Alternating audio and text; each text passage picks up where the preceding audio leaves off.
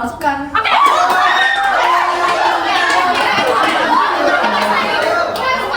Bukan hanya kita memperlihatkan aja, tetapi untuk kejujuran kita. Bagaimana buktinya disaji? Oh, bukan. Kita sampaikan dengan buktinya dong. Bagaimana langsung?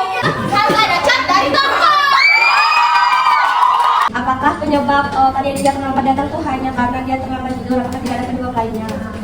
Insomnia, tidak bisa tidur awal. Teman-teman, monitor otak kita hanya menggunakan ada teori psikologi mengatakan yang teori Ivan Pavlov. Nah itu sudah kita teori itu sudah. Tidak semua, saya tidak sependapat dengan Bruder. Saya kan sudah terbiasa tidur jam 10, pasti akan bisa bangun jam 4 karena itu sudah terbiasa. Tapi tidak semua orang bisa. Ya. Karena mereka yang sudah terbiasa kerja cepat itu pasti bakal tetap mengikuti ritme kerjanya.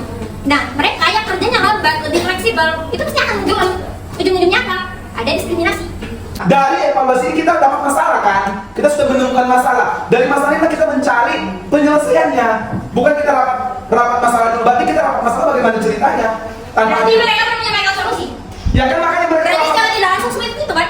Solusi yang mereka sampaikan itu belum sampai. Nah, mereka sudah menyampaikan dari tadi.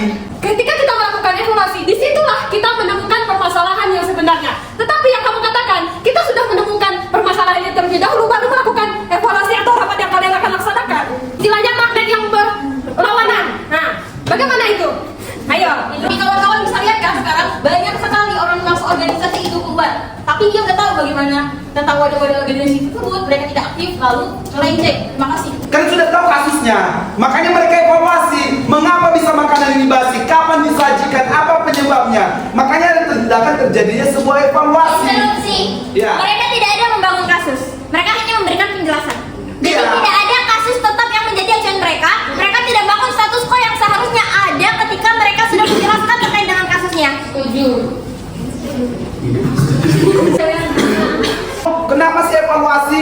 Berarti ada satu problemnya kan? Ada suatu permasalahan yang ingin diselesaikan. Ya tidak? Nah, tujuannya apa? Untuk menyelesaikan permasalahan Dan itu. permasalahan itu bisa dihentikan, dihentaskan. Ya, Jadi mereka, kalau cuma sekedar berpegang pada itu sama aja.